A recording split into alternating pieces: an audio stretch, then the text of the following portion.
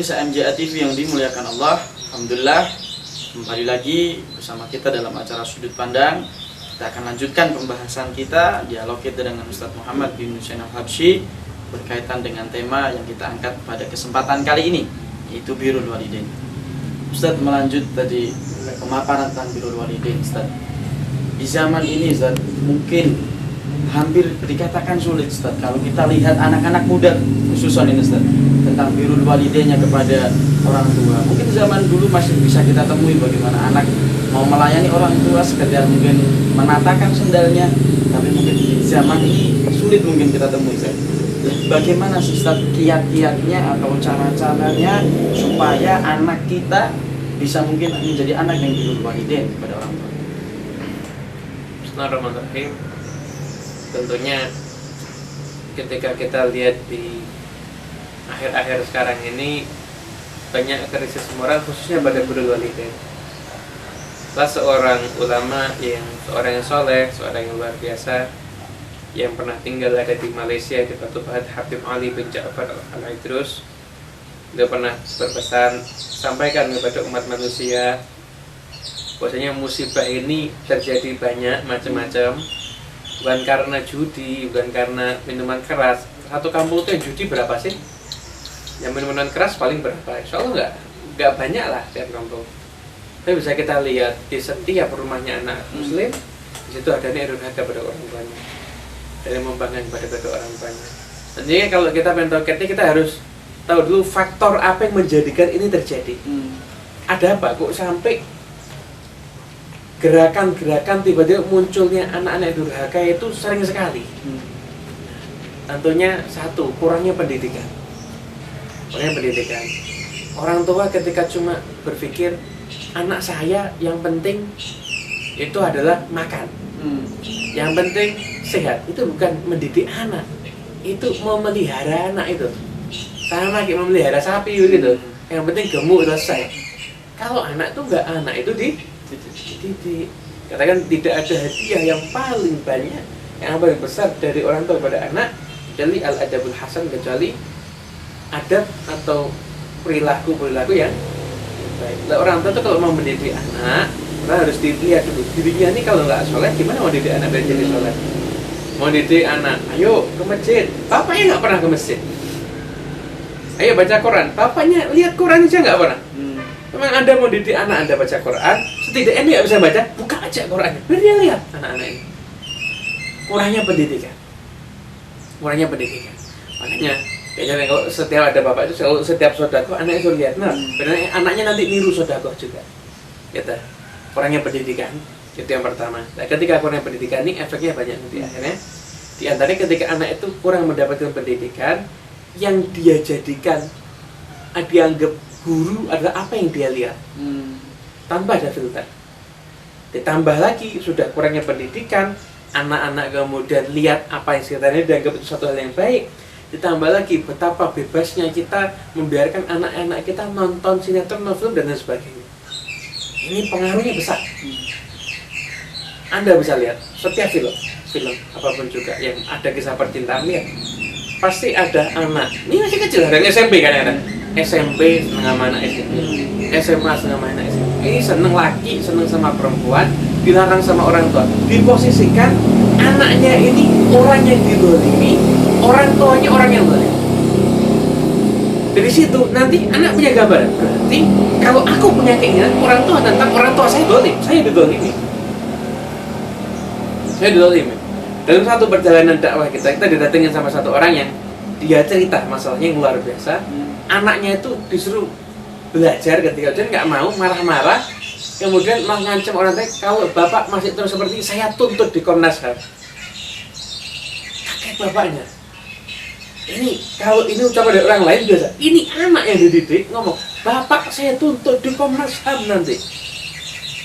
Allah, ternyata diselidiki, ternyata memang sumbernya gurunya.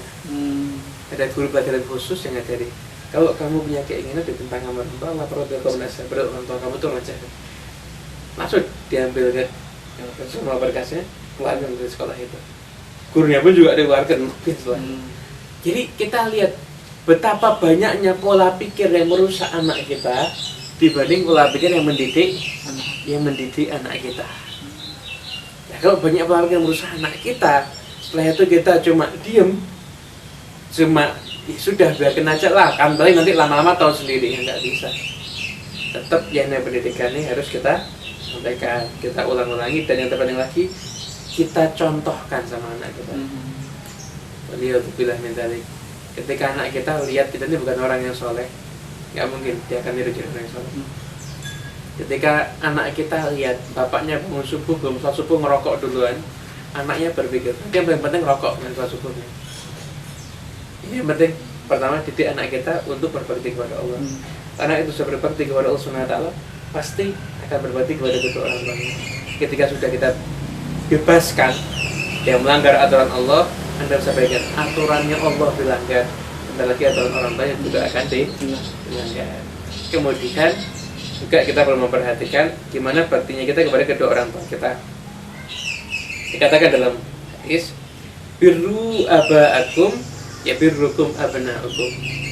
Berbaktilah kamu kepada orang-orang tua kamu, niscaya anak-anakmu akan berbakti kepada kamu.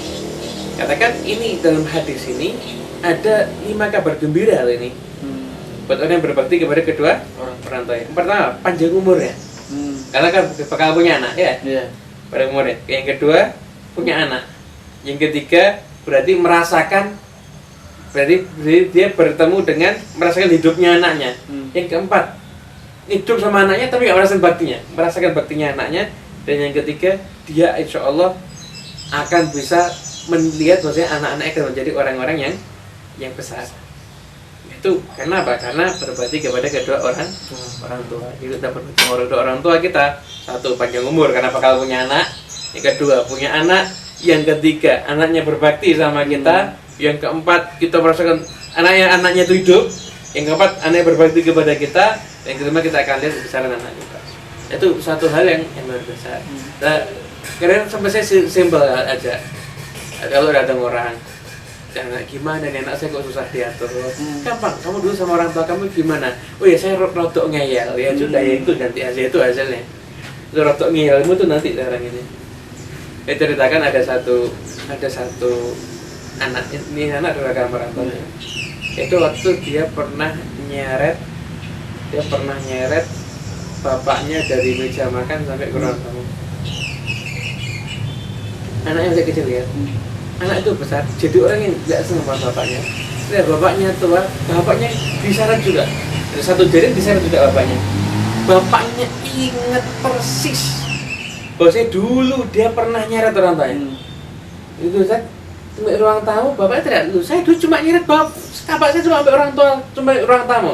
Katanya ini kelebihannya, diseret sampai keluar rumah. Jadi ya Allah, ya memang bakti sama orang tua ini sudah insyaallah, dan kita yang intinya jangan mikir anak kita bakti dulu, tapi kita itu maksimalkan baktinya sama kedua orang tua kita. Nanti anak kita didik, kita doakan tentunya, kan ya zaman akhir zaman banyak fitnah, supaya anak kita pun juga berbakti kepada kita insyaallah gitu. Artinya berarti memang faktor anak agar berbakti ya bukan hanya anak itu sendiri, lingkungan, pendidikan, diri kita itu juga mempengaruhi gimana anak itu akan jadi berbakti atau nggak berbakti gitu. Mungkin bisa diceritakan Ustaz, kisah sahabat atau mungkin salafun soleh, bagaimana baktinya mereka terhadap orang tua sehingga mungkin bisa nambah motivasi kita Ustaz. Insyaallah. Iya. Jadi mungkin di antara yang pernah sama-sama kita dengar itu ini tentang besarnya kedudukan orang tua ya. Kita kan sering baca pasti surat Al-Baqarah.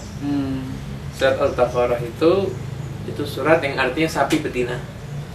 Orang bingung, nama surat kok sapi? Bingung orang.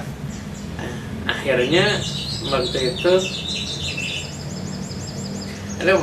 itu ada ini surat ini turun karena ada satu ujian di Bani Israel. Jadi ada kasus pembunuhan yang sadis. Sampai kepala terpisah di badan. Bani Israel bingung, datang sama Nabi Musa, gimana itu harus ungkap. Ya bisa Allah memecahkan kamu sembelih sapi. Bani Israel banyak tanya, sapinya bagaimana, ukurannya gimana, ya tanya terus. Akhirnya sudah, sapinya warnanya kuning, enak dilihat, gak pernah dipakai buat baca, macam-macam, repotan mereka akhirnya. di sisi lain ada tinggal satu keluarga, ibu sama anak ini pun berbakti. Tiap hari pekerjaannya cari kayu, hasilnya bagi 3, untuk dirinya sepertiga, kemudian untuk ibunya sepertiga lagi untuk sedekah. Itu terus berbakti. Sekali waktu ibunya pesan, bapak kamu tuh dulu punya peninggalan sapi itu di tengah hutan, gak mungkin ada yang bisa narik itu sapi kecuali ahli warisnya, ya kamu yang berhak nasib. Dicari sapi, benar didapat, diambil sapinya, dibawa sama ibunya. Ibu sapinya sudah jual aja nak di pasar buat kebutuhan kita. Dibawa ke pasar, nak dipesenin jual aja di pasar 5 juta. Dibawa ke pasar, di perjalanan ketemu sama 2 orang. Dia bertemu dengan 2 orang tersebut. Kemudian 2 orang tadi setelahnya ada anak tadi, ini mau kamu bawa kemana sapinya? Ke pasar. Mau dijual berapa? 5 juta. Saya beli 10 juta. Gimana ini? Nggak berani. Kenapa? Ibu nyuruhnya cuma 5 juta. Loh, nggak apa-apa 5 juta buat ibu kamu, 5 juta buat kamu. Saya pamit dulu sama ibu. Ya, pamit dulu. Sama ibunya, mau beli 10 juta. Kasih, nah, nggak apa-apa. Jalan lagi, ketemu. Bagaimana? 10 juta mau? Mau, boleh sama ibu. Ini saya tingkatkan lagi jadi 20 juta. Mau nggak? Nggak boleh sama ibu. Cuma 10 juta. Loh, 10 juta buat kamu, 10 juta buat ibu kamu. Ya, pamit lagi. 20 juta boleh? Boleh. Bawa lagi. Gimana? 20 juta. Dan saya tinggal lagi 40 juta. Bingung anak ini.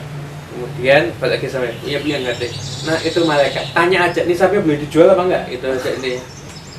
Datang lagi ke sana, kamu kata ibu malaikat ya. Ini nanya ini sapi boleh dijual apa enggak? Kata malaikatnya, iya benar. Gak usah dijual sapinya. Bentar lagi Bani Israil akan cari sapi ini, jual sapi ini dengan emas seberat sapi ini. Beratnya 300 kilo, emasnya 300 kilo. Benar, Bani Israil datang dijual segitu. Itu patungan tuh seluruh Bani Israil. Jumlahnya nggak sedikit, banyak. Akhirnya patungan, akhirnya benar dibeli, sapi udah disembelih, lidahnya diambil, dipukulkan kepada yang mati, bisa hidup lagi. Ternyata yang bunuh keluarganya sendiri hanya untuk rebutan warisan. Anak tadi yang berbakti ini dibuat hidupnya makmur oleh Allah Subhanahu wa Ta'ala. Itulah, itu baru kisah yang diabadikan oleh Allah dalam Al-Quran tentang anak-anak yang soleh. Pemirsa MJA TV yang dimuliakan Allah Subhanallah, birrul walidain memiliki manfaat barokah yang luar biasa, meluas. Bukan hanya anak kita akan jadi anak yang birrul walidain, tapi yang rezekinya kesempitan bisa dilapangkan Allah karena birrul walidain. Yang ingin qabul hajatnya, ingin punya keturunan, bisa untuk birrul walidain sebagai wasilahnya.